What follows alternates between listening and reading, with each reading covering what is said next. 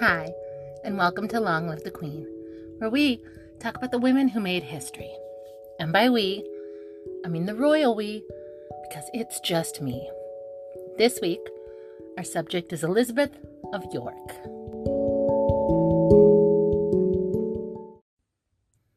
Though initially slow to keep his promise, Henry VII acknowledged the necessity of marrying Elizabeth of York to ensure the stability of his rule and weaken the claims of other surviving members of the House of York. It seemed Henry wished to be seen as ruling in his own right, having claimed the throne by right of conquest, and not by his marriage to the de facto heiress of the House of York. He had no intention of sharing his power. There was also the problem of Edward's children, including Elizabeth, being declared bastards by their uncle Richard. Henry VII had the act repealed, thereby re-legitimizing the children of Edward IV and acknowledging that Edward V was his predecessor, even though, as a child, he was only king from the Tower and he was missing and presumed dead. This allowed Henry to come in and save the day, take out the evil Uncle Richard III. Henry and Elizabeth required a papal dispensation to wed because of canon law frowning upon affinity. Henry and Elizabeth were descended from, respectively, John of Gaunt and his younger brother, Edmund. So they were cousins in the fourth degree, an issue that had caused much dispute and bloodshed as to whose claim was superior. That's just a complicated way of saying they were too related to get married. But when has that ever stopped royals from doing what they wanted? The Pope gave them permission to marry anyway, because, of course he did. They were all still arguing about the succession after King Edward III. The marriage was approved by papal bull of Pope Innocent VIII, dated March 1486, 1 month after their wedding. But it's cool. Retroactive papal bulls count. Henry VII and Elizabeth of York had been married on the 18th of January in 86. Their first son, Arthur, was born the 20th of September, also in 86, 8 months after their marriage. Arthur may have been born early, but probably not that early, because they didn't have the necessary medical equipment to keep a preemie alive. And there are no reports of Arthur being smaller or sick as a child. He grew up to be taller than average in height. More likely is that they wanted to make sure Elizabeth would be able to have children before they committed to the marriage. They likely married around the time Elizabeth would have found out she was pregnant. Elizabeth of York was crowned queen on the 25th of November, 1487. Her son, Prince Arthur's personality was described as amiable and gentle. A delicate lad. He was also described as extremely handsome. 2 years later, Arthur gained a little sister, Margaret, who would later become the Queen of Scotland. Fun fact, she is the person the current royal family is descended from. During this time, there were rumors from Burgundy at court of the Queen's aunt. A man named Perkin Warbeck had arrived in Burgundy and convinced her aunt that he was one of the missing princes in the Tower. He was claiming from Burgundy to be the Queen's missing brother, Richard. Burgundy believed him. This was problematic for the Queen. If she decided to back the man, possibly her brother, then her husband could be deposed and her children could be in danger. Elizabeth had no other option than to back her husband and protect her children. They had another daughter named Elizabeth the following year. She only lived to be 3 years and 2 months old. I don't know what she died of. Likely it was illness, could have been the plague, or tuberculosis, could have been any number of things. Queen Elizabeth was 3 months pregnant with her next baby when little Elizabeth passed. This baby was also a princess. They named her Mary.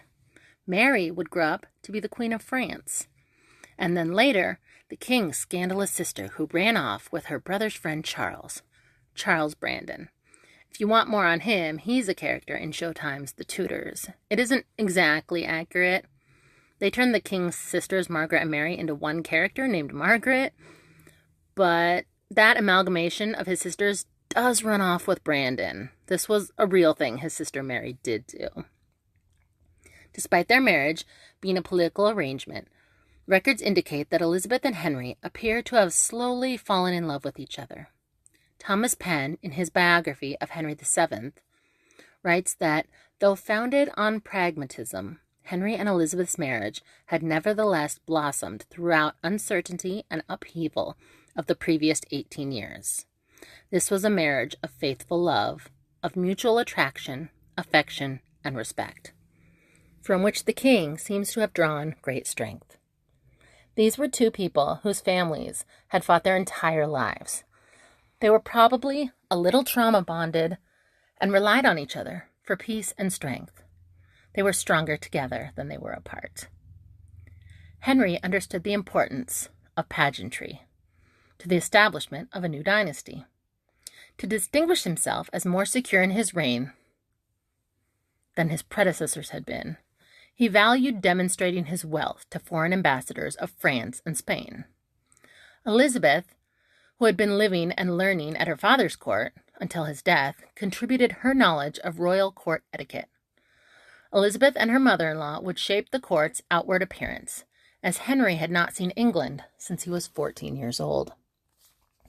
In order to maintain stability and peace, after ending a civil war that had lasted 32 years, the new Tudor dynasty needed to put an end to the quarreling Yorkist and Lancastrian families. Elizabeth's sisters, Cecily and Anne of York, and her cousin, Margaret Pole, were married to Lancastrian men who were loyal to Henry. Elizabeth had a motive to see the successful welfare of her female relatives, but by no means could she foresee whether it would guarantee peace at last. But they hoped that it would. This was peace between the Capulets and the Montagues before Shakespeare was even born. The records state that the royal family had 2 nurseries for Henry and Elizabeth's children, and they are both places where Elizabeth spent much of her time when not at court. She sounded like an unusually present royal mother for her time. Records are very clear that Christmas was a special time for the royal family on the whole, evidenced by many surviving documents depicting a particularly lively court having a marvelous time, with copious amounts of imported wine, great amounts of money spent on roasted meats, and entertainers. Henry also frequently bought gifts for Elizabeth and their children. An otherwise frugal man, the account books kept by Henry demonstrate that he spent a great deal of gold on expensive cloth for himself, his wife, his mother, and his children. Elizabeth of York did not exercise much political influence as queen due to her strong-minded mother-in-law, Lady Margaret Beaufort, but she was reported to be gentle and kind and generous to her relations, servants, and benefactors. One report does state that Henry VII chose to appoint Elizabeth's choice for a vacant bishopric over his mother's choice, showing Henry's affection for and willingness to listen to his wife Elizabeth. His mother would usually be the person whose advice he listened to, especially on religious matters. Elizabeth of York enjoyed books, music, dancing, and gambling. The last of these was a pastime she shared with her husband. She also kept greyhounds. She sounds fun. But enter Perkin Warbeck again. Remember him? He was claiming to be the Queen's missing brother. He was back, this time with a Scottish wife and the backing of the Scottish army, because the Scottish were always up to mess with the English. Perkin Warbeck wasn't successful, but he was initially treated well by Henry. As soon as he confessed to being an impostor, he was released from the Tower of London and given accommodations at Henry's court. He was even allowed to be present at royal banquets.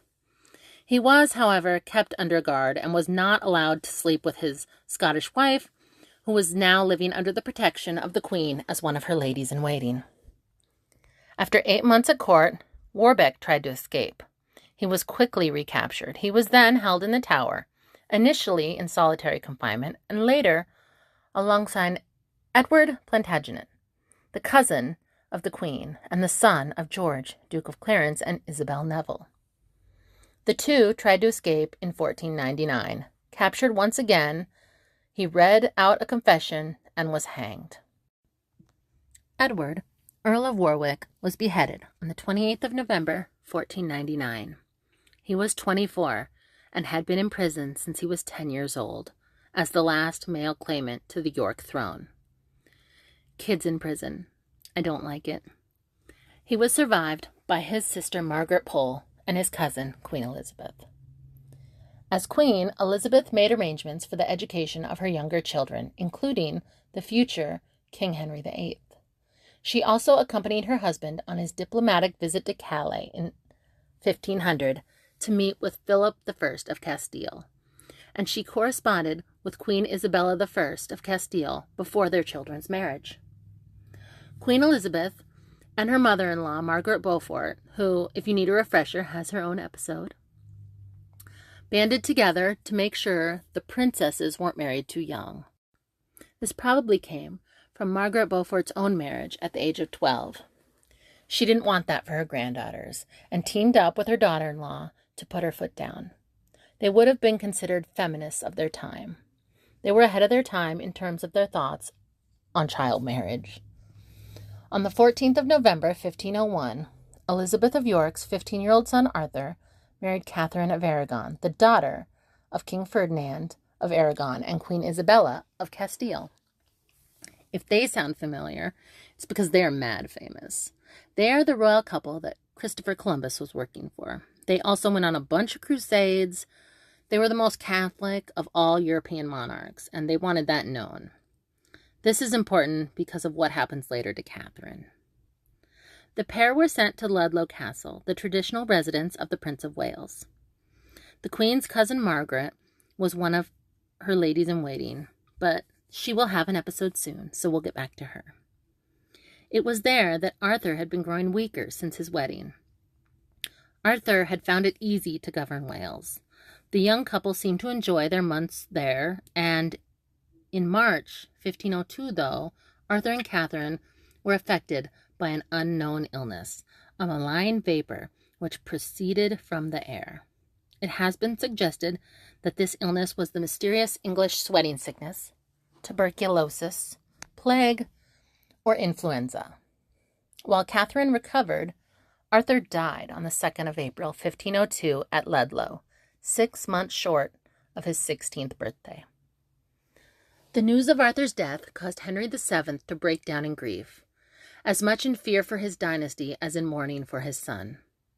Elizabeth comforted him, telling him that he was the only child of his mother, but he had survived to be king, and that God had left him with a son and 2 daughters, and that they were both young enough to have more children. When she returned to her own chambers, however, Elizabeth herself broke down with grief. Her attendants sent for Henry, who in turn comforted her. They really did seem to be in love by this point. Later that year, Elizabeth of York became pregnant once more and spent her confinement period in the Tower of London. Her embroiderer, Robnant, made her a new rich bed with curtains decorated with clouds and roses. On the 2nd of February, 1503, she gave birth to a daughter, Catherine, who died just a few days later. And Elizabeth also died, succumbing to a postpartum infection on the 11th of February, her 37th birthday. Her family seems to have been devastated by her death and mourned her deeply. According to one biographer, the death of Elizabeth broke the heart of her husband and shattered him. Another account says that Henry Tudor privately departed into a solitary place, and would no man should resort unto him. This is notable, considering that shortly after Elizabeth's death, records show that he became deeply ill himself, and would not allow any except his mother Margaret Beaufort near him, including doctors. For Henry Tudor to show his emotions, let alone any side of infirmity, was highly unusual and alarming to members of his court. Within a little over 2 years, King Henry VII had lost his oldest son, his wife, and his baby daughter. Elizabeth of York was survived by her husband, 46-year-old King Henry VII, and 3 of her children, Margaret, now 13, the future Queen of Scotland, Henry, now 11, the future King of England, and Mary, 6, the future Queen of France.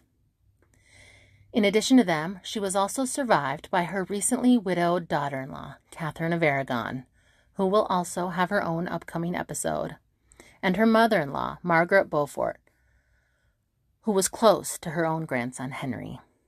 She had hopes for him to become a cardinal someday, and maybe a pope. Yes, Henry, I'm leaving the Catholic Church tutor.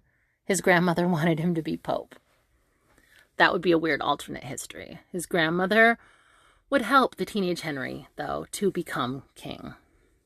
In the Song of Sixpence, the queen in the parlor is said to be Queen Elizabeth in the verse, "The king was in his counting house, counting out his money. The queen was in the parlor, eating bread and honey." And that is where we will leave it for this week. What did you think of Elizabeth of York? She was the daughter of a king, the sister of a king, the wife of a king, and the mother of a king and 2 queens. Her entire life was royal and filled with duties and responsibilities. She had to flee to sanctuary twice as a child. She then entered a political marriage, likely to save her life, and fell in love with that king. She is the mother of the infamous King Henry VIII. We'll get more into that later. After Arthur died, his widow Catherine claimed they had never consummated their marriage, leading to a whole host of legal issues that we will also get back into. Catherine of Aragon will be back, and she will be queen after all. You can share your thoughts with me at longlivethequeenpodcast@gmail.com or on Facebook or Instagram at longlivethequeenpodcast. Long live to all the queens out there. And until next week, bye.